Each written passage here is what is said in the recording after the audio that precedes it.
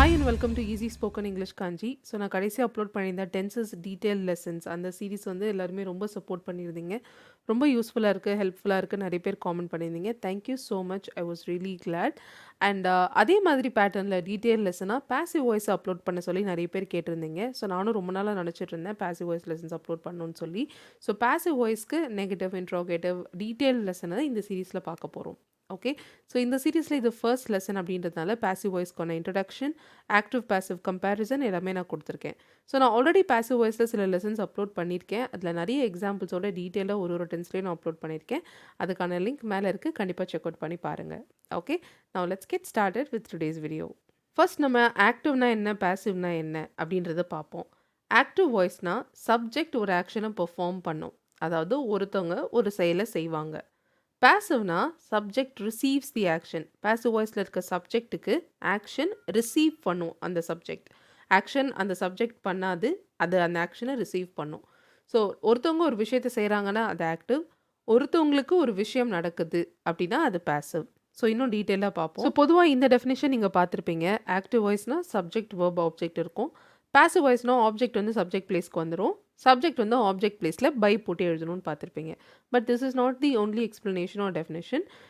Passive voice பொதுவாக நம்ம எப்போ யூஸ் பண்ணுவோன்னா, அந்த சென்டென்ஸில் இருக்க ஆக்ஷனை யார் பண்ணுறாங்கன்னு நம்மளுக்கு தெரியாது, இல்லைனா அது இம்பார்ட்டண்ட் இல்லை, இல்லைனா வெரி ஆப்வியஸ்னால் எல்லாருக்குமே தெரியும். அதை நீங்கள் சொல்லணும், இவங்க தான் அதை பண்ணாங்கன்னு சொல்லணும்னு அவசியம் இல்லை. இந்த ஆக்ஷனாகவே இவங்க தான் பண்ணுவாங்கன்னு தெரியும்.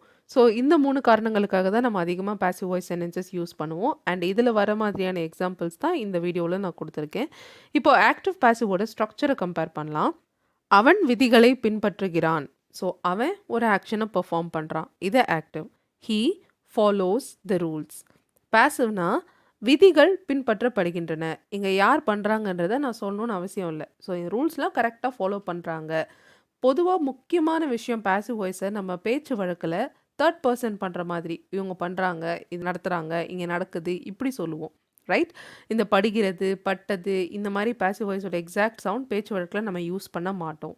ஓகேங்களா? ஸோ விதிகள் பின்பற்றப்படுகின்றன, ரூல்ஸை ஃபாலோ பண்ணுறாங்க, யார் பண்ணுறாங்கன்றது நம்ம சொல்லலை. ஸோ பேசிவ் வாய்ஸ் ஸ்ட்ரக்சரை எழுத போகிறோம். The rules are followed. Passive voice structure ரொம்ப ரொம்ப ஈஸி. ஏன்னா பேசிவ் வாய்ஸ் எல்லாமே எப்படி இருக்குன்னா be plus V3 form, past participle form இருக்கும். ஸோ கண்டிப்பாக V3 ஃபார்முக்கு முன்னாடி பிஏ இருக்கலாம், இல்லை பியோடைய other form am, is, are, was, were இருக்கும், இல்லை பீயிங் இருக்கும், இல்லை பீன் இருக்கும். ஸோ இது ஏதாவது ஒன்று கண்டிப்பாக V3 ஃபார்முக்கு முன்னாடி இருக்கும். Subject plus V-verb plus V3, இதுதான் பேசிவ் வாய்ஸுடைய ஸ்ட்ரக்சர். ஸோ இந்த வீடியோவில் நம்ம சிம்பிள் ப்ரெசன்ட் டென்ஸுடைய பேசிவ் வாய்ஸ் ஸ்ட்ரக்சர்ஸ் தான் பார்க்க போகிறோம். ஸோ சிம்பிள் ப்ரெசன்ட் டென்ஸுடைய பேசிவ் வாய்ஸ் டெஃபினிஷன் என்னன்னு பார்த்தீங்கன்னா, வழக்கமாக செய்யப்படுகிற செயல்கள். ஸோ யார் அந்த செயலை செய்கிறாங்கன்றது சொல்லலாம், இல்லை சொல்லாமையும் இருக்கலாம். பட் இந்த செயல் வழக்கமாக செய்யப்படுது, இதுதான் இந்த சென்டென்ஸில் முக்கியமாக ஹைலைட் ஆகி இருக்குது. சரிங்களா? ஸோ இதுலேயும் நீங்கள் ஆக்டிவ் வாய்ஸில் சிம்பிள் ப்ரெசன்ட் டென்ஸில் யூஸ் பண்ண மாதிரி கீவேர்ட்ஸ் யூஸ் பண்ணலாம். Often, usually, always, sometimes, everyday, daily. So இதோடைய ஸ்ட்ரக்சர் பார்த்தீங்கன்னா ஐக்கு ஆம், வியூதைக்கு ஆர், ஹி ஷீட்டுக்கு is plus past participle V3 form of the verb. Negative structure சப்ஜெக்ட்டுக்கு ஏற்ற மாதிரி ஆம், ஆர், இஸ் ஏதாவது ஒன்று போட்டுக்கும். Not V3 plus remaining sentence. Yes or no கொஸ்டின்னா இந்த ஆம், இஸ், ஆர் ஏதாவது ஒன்று முன்னாடி வரும். Subject V3 and the remaining sentence. Negative yes or no அப்படின்னா am, is, or subject not V3 and the remaining sentence. WH questions அப்படின்னா WH word முன்னாடி வரும், am, is, or subject V3 and the remaining sentence. Negative WH questionனா WH word am, is, or subject not V3 remaining sentence. Negative டேக்னா first positive sentence எழுதணும், am, is, are ஏதாவது சப்ஜெக்ட்டுக்கு ஏற்ற மாதிரி, short negative and a subject pronoun. Positive டேக்னா first negative sentence எழுதுவோம், am, is, are ஏதாவது ஒன்று ப்ளஸ் சப்ஜெக்ட் ப்ரொனவுன். ஓகே, இப்போ இதில் டீட்டெயில்டாக ஒரு எக்ஸாம்பிளை எல்லா ஸ்ட்ரக்சர்லேயும் பார்ப்போம்.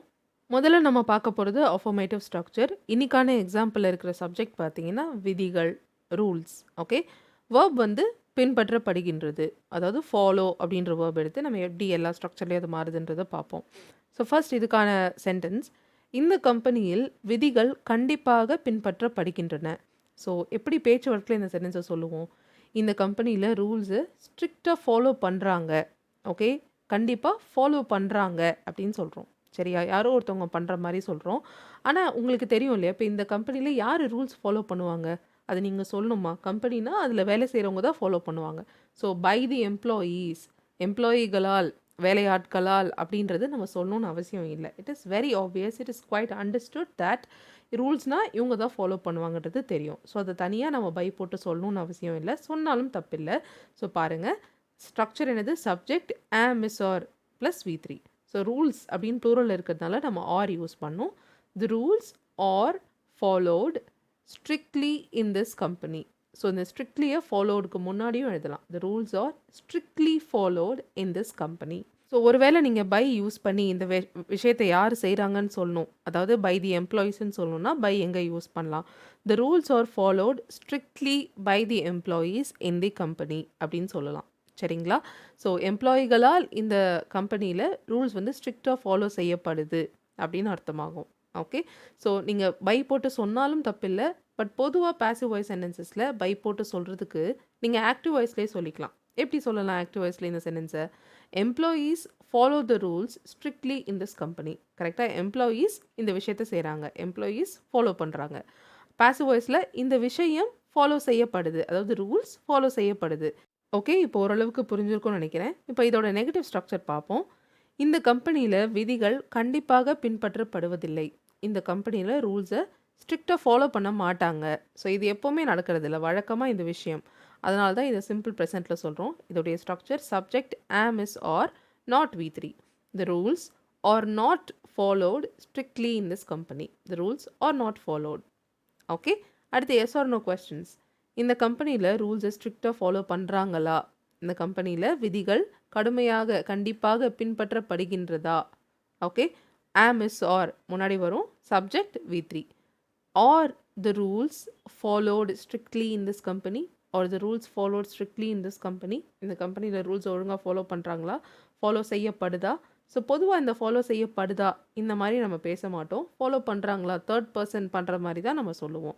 ஆனால் இதனால் நிறைய பேர் வந்து தே யூஸ் பண்ணி சொல்கிறாங்க. ஸோ இந்த கம்பெனியில் ரூல்ஸை ஃபாலோ பண்ணுறாங்கன்னு சொல்லும்போது தே ஃபாலோ அப்படின்ற மாதிரி சொல்கிறாங்க.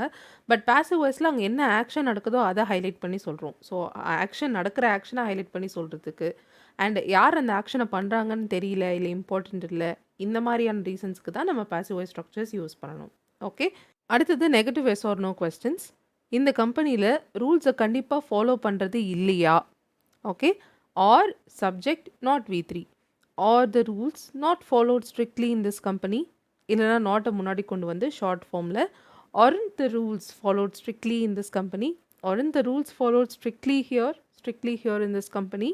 இங்கே ரூல்ஸை ஸ்ட்ரிக்டாக ஃபாலோ பண்ண மாட்டிங்களா அப்படின்னு கேட்குறோம். Okay, next WH question.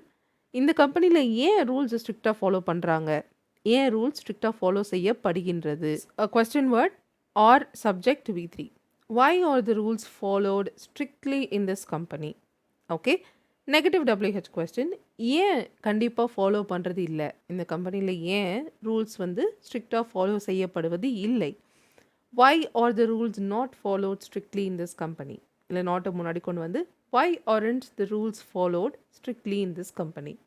Okay, அடுத்தது நெகட்டிவ் டேக். முதல்ல பாசிட்டிவ் சென்டென்ஸ் எழுதணும். இந்த கம்பெனியில் ரூல்ஸ் கண்டிப்பாக ஃபாலோ செய்ய பின்பற்றப்படுகின்றது தானே. ஓகே, முதல்ல பாசிட்டிவ் சென்டென்ஸ் எழுதிட்டு நெகட்டிவ் டேக் போட்டு கன்ஃபார்ம் பண்ணுவோம். Right? So positive sentence, the rules are followed strictly in this company. So tag எப்படி எழுதலாம்? Are short negative subject pronoun. Aren't they, the rules are followed strictly in this company. Aren't they. அடுத்தது positive tag, negative sentence எழுதி positive tag போட்டு confirm பண்ணுவோம். இந்த கம்பெனியில் ரூல்ஸை கண்டிப்பாக ஃபாலோ பண்ணுறது இல்லை தானே. Okay, negative sentence, the rules are not followed strictly in this company. Tag எப்படி எழுதலாம்? Are subject pronoun. Are they, the rules are not strictly followed in this company. Are they. So இப்போ எல்லா ஸ்ட்ரக்சரையும் compare பண்ணலாம். விதிகள் பின்பற்றப்படுகின்றது, the rules are followed. பின்பற்றப்படுவதில்லை, the rules are not followed. பின்பற்றப்படுகின்றதா, ஆர் த ரூல்ஸ் ஃபாலோட். பின்பற்றப்படுவதில்லையா, are the rules not followed. ஏன் பின்பற்றப்படுகின்றது, why are the rules followed. ஏன் பின்பற்றப்படுவதில்லை, why aren't the rules followed. இல்லை why are the rules not followed. பின்பற்றப்படுகின்றது தானே, the rules are followed, aren't they. பின்பற்றப்படுவதில்லை தானே, the rules are not followed, are they. So பின்பற்றப்படுகின்றது, படுவதில்லை, இந்த மாதிரி பேச்சு வழக்கில் பேச மாட்டோம். மறுபடியும் ஞாபகம் வச்சுக்கோங்க. இந்த ரூல்ஸை ஃபாலோ பண்ணுறாங்க. Rules are followed. ஃபாலோ பண்ணுறதில்ல. இந்த ரூல்ஸை ஃபாலோ பண்ணுறதில்ல. யார் பண்ணுறதில்ல அதை நீங்கள் சொல்லலை. அந்த மாதிரி நேரத்தில் தான் நீங்கள் பாசிவ் வாய்ஸ் ஸ்ட்ரக்சர் யூஸ் பண்ணணும். ஸோ இதை மட்டும் புரிஞ்சுக்கிட்டிங்கன்னா உங்களுக்கு ஆக்டிவ் பாசிவில் சந்தேகம் வராது. ஸோ நீங்களும் இந்த மாதிரி ஒரு எக்ஸாம்பிளை எல்லா ஸ்ட்ரக்சர்லையும் எழுதி கண்டிப்பாக ப்ராக்டிஸ் பண்ணுங்கள். ஓகே. ஸோ ஆக்டிவ் பாசிவ் 2 சென்டென்ஸையும் சிம்பிள் ப்ரெசன்ட் டென்ஸில் எழுதி கூட நீங்கள் ப்ராக்டிஸ் பண்ணலாம். ஓகே. 2யும் கம்பேர் பண்ணி ப்ராக்டிஸ் பண்ணுற மாதிரி இருக்கும். அப்படியும் நீங்கள் பண்ணலாம். Okay. Thank you so much for watching this video till the very end. I'll see you all in the next video. Till then, take care and bye.